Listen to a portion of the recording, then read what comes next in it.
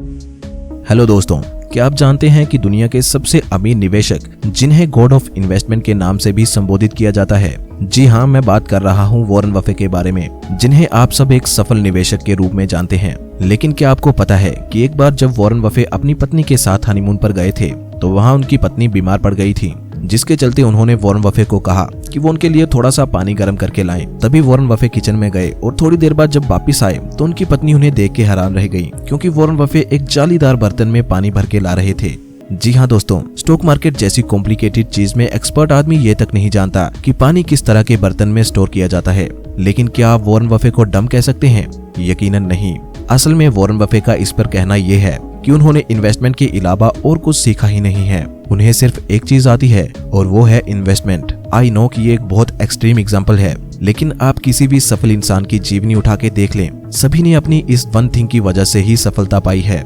आम लोग जहां मल्टीपल चीजें करने को ज्यादा प्रोडक्टिव मानते हैं, वहीं अमीर लोग मानते हैं कि सभी कामों में मास्टर हो पाना पॉसिबल नहीं होता। इसीलिए वो कोई एक काम पकड़ते हैं और उसे बेस्ट तरीके से सीखते हैं, जिसे कि ऑथर गैरी केलर और जे पापासन अपनी best selling book the one thing में अच्छे से एक्सप्लेन करते हैं। ऑथर कहते हैं कि जितनी भी फेमस कंपनीज हैं या जितने भी सक्सेसफुल लोग हैं, वो सिर्फ और सिर्फ अपनी एक चीज की वजह से ही कामयाब हैं। जैसे कि कोका कोला कंपनी फेमस है सिर्फ अपनी एक चीज बेवरेजेस की वजह से, एप्पल कंपनी फेमस है सिर्फ अपनी एक चीज स्मार्ट गैजेट्स की वजह से, वैसे ही वॉरेन बफे सक्सेसफुल हैं इन्वेस्टमेंट की वजह से और जेफ बेजोस सक्सेसफुल हैं अमेज़न की वजह से। तो अगर आप भी जानना चाहते हैं अपनी द वन थिंग के बारे में, तो वीडियो को अंत तक देखते रहिए। तो चलिए शुरू करते हैं और सबसे पहले समझते हैं कि द वन थिंग आखिर है क्या। द वन थिंग को समझने के लिए ऑथर एक कोट का सहारा लेते हैं। ऑथर कहते हैं कि अगर आप एक समय में 2 खरगोश पकड़ने की कोशिश करेंगे तो अंत में आप एक भी खरगोश नहीं पकड़ पाएंगे। या आप इसे ऐसे भी समझ सकते हैं कि यदि आप सभी कामों को इक्वल इंपॉर्टेंस देंगे तो फाइनली आप एक भी काम को पूरा नहीं कर पाएंगे। आगे समझते हैं डोमिनो इफेक्ट के बारे में।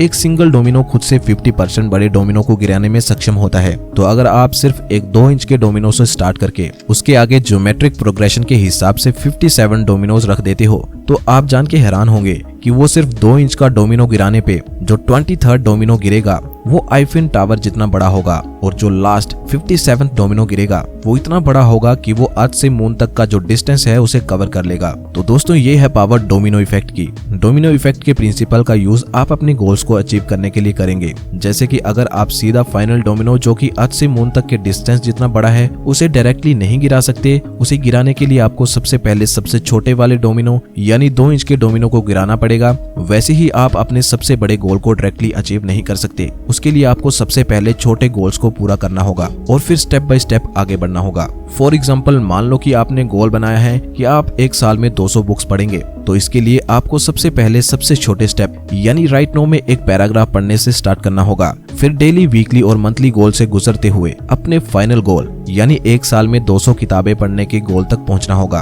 क्योंकि सक्सेस सीक्वेंशली बिल्ड होती है। अगर आपको अरबपति बनना है तो उसके लिए पहले आपको करोड़पति बनना होगा और उससे भी पहले लखपति।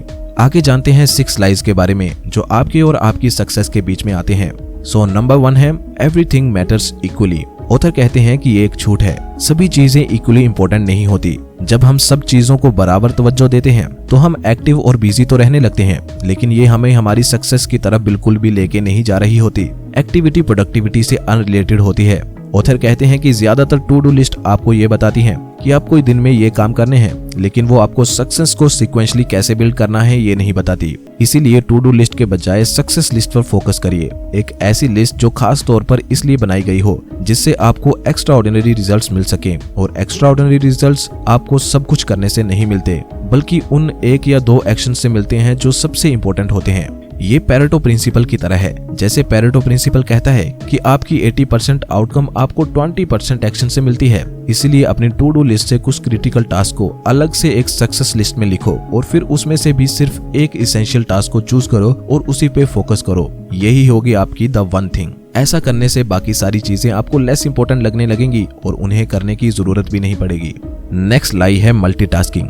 जी हाँ, मल्टीटास्किंग एक लाई है। स्टडीज प्रूव कर चुकी हैं कि हमारा ब्रेन मल्टीटास्किंग करने में एफिशिएंट नहीं है। ये वर्ड मल्टीटास्किंग कंप्यूटर से आया है, लेकिन कंप्यूटर भी मल्टीटास्किंग नहीं करते, बस वो एक टास्क से दूसरे टास्क पे जल्दी स्विच कर पाते हैं। इसलिए ये सोचना कि मल्टीटास्किंग प्रोडक्टिव है सबसे बड़ी बेवकूफी है। रिसर्चेस की मानी जाए तो एक एवरेज वर्कर हर 11 मिनट में अपने काम से इंटरप्ट हो जाता है और फिर अपने दिन का ऑलमोस्ट 1/3 पार्ट बस उस डिस्ट्रैक्शन से रिकवर करने में स्पेंड कर देता है। जब भी आप 2 या 2 से अधिक चीजों को एक समय में करने की कोशिश करते हैं तो आप सिंपली अपने फोकस को बांट रहे होते हैं और इस प्रोसेस में आपको कोई भी आउटकम नहीं मिलती। हम अपने दिन के 28% हिस्से को मल्टीटास्किंग की वजह से होने वाली इनइफेक्टिवनेस में लूज कर देते हैं। इसलिए आपको मल्टीटास्किंग की बजाय सिर्फ एक सबसे इम्पोर्टेंट टास्क पर ही हमेशा अपना सारा फोकस लगाना चाहिए। आगे है डिसिप्लिन लाइफ एक झूठ है। यस, डिसिप्लिन सक्सेस के लिए इम्पोर्टेंट है। जब आप खुद को डिसिप्लिन करते हैं तो आप खुद को इस तरह से ट्रेन कर रहे होते हैं कि ये आपकी एक रूटीन बन जाती है,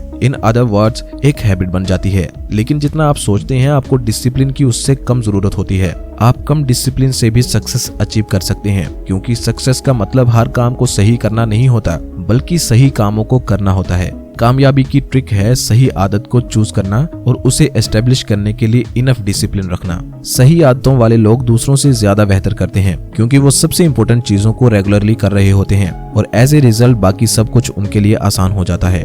अगला झूठ है विल पावर हमेशा रहती है। जब हम अपनी सक्सेस को अपनी विल पावर से जोड़ देते हैं बिना ये जाने कि असल में इसका मतलब क्या है, तब हम खुद को फेलियर के लिए सेट कर रहे होते हैं। विल पावर हमेशा रहती है ये एक झूठ है, क्योंकि जितना हम अपने दिमाग का इस्तेमाल करते हैं उतना ही हमारी माइंडिंग पावर कम होती जाती है। इसलिए जब आपकी विल पावर आपके पीक पर हो तब आप उस काम को करें जो आपके लिए सबसे ज्यादा मैटर करता है, यानी कि अपनी वन थिंग को करिए। और ऐसा पाया गया है कि दिन के शुरुआती आवर्स में विल पावर सबसे अधिक होती है, तो सबसे अच्छा यही होगा कि आप अपनी वन थिंग को अर्ली करना शुरू करिए। अगला झूठ है ए बैलेंस्ड लाइफ। ऑथर कहते हैं कि बैलेंस लाइफ एक झूठ है।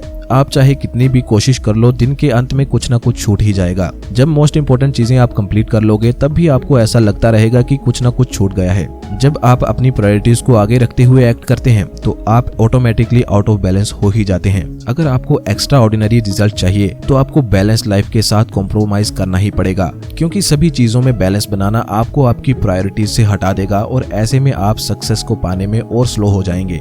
6th और लास्ट झूठ है बिग इज बैड। जब ऐसा बिलीव किया जाता है कि बड़ा सोचना बुरा है, तब छोटी सोच आप पे रूल करने लगती है और आप लाइफ में कभी कुछ बड़ा अचीव नहीं कर पाते। बड़ा सोचने पे आप खुद को क्वेश्चन करने पे मजबूर कर रहे होते हैं और नई चीजें ट्राई करते हैं। अचीवमेंट्स उन्हीं को मिलती हैं जो सही चीजों को करते हैं बिना उनके साथ लिमिट्स को जोड़े। बड़ा सोचने और करने से ही आप अपनी लाइफ के ट्रू पोटेंशियल तक पहुंच पाते हैं। की टू सक्सेस सभी चीजों को करना नहीं, बल्कि मुट्ठी भर चीजों को अच्छे से करना है। आखिर में एक important lesson, live with purpose. जब जीवन में हम जो चाहते हैं, जिससे हमें खुशी मिलती है, उसे पा लेते हैं, तब हमारी खुशी धीरे धीरे मुरझाने लगती है। खुशी मिलती है फुलफिलमेंट के रास्ते पे। Doctor Martin Seligman, American psychological association के पास्ट प्रेसिडेंट, मानते हैं कि हमारी हैप्पीनेस में 5 फैक्टर कंट्रीब्यूट करते हैं: positive emotion, achievement, relationships, engagement और मीनिंग। खुशी मिलती है जब आपके पास कोई बिगर पर्पस होता है, बजाय कि आप कितनी ज्यादा चीजों को पूरा करते हैं। इसीलिए कहा गया है कि खुशी फुलफिलमेंट के रास्ते में है। तो दोस्तों, ये थी summary book the one thing की। उम्मीद करता हूँ आपको हमारी ये कोशिश अच्छी लगी होगी। अगर आपको ये वीडियो अच्छी लगी है तो इसे लाइक करें और दूसरों के साथ शेयर करें, और साथ ही साथ हमारे इस चैनल का हिस्सा बने, चैनल को सब्सक्राइब करके। और दोस्तों, अगर आप इस बुक को रीड करना चाहते हैं तो बुक का लिंक डिस्क्रिप्शन में है।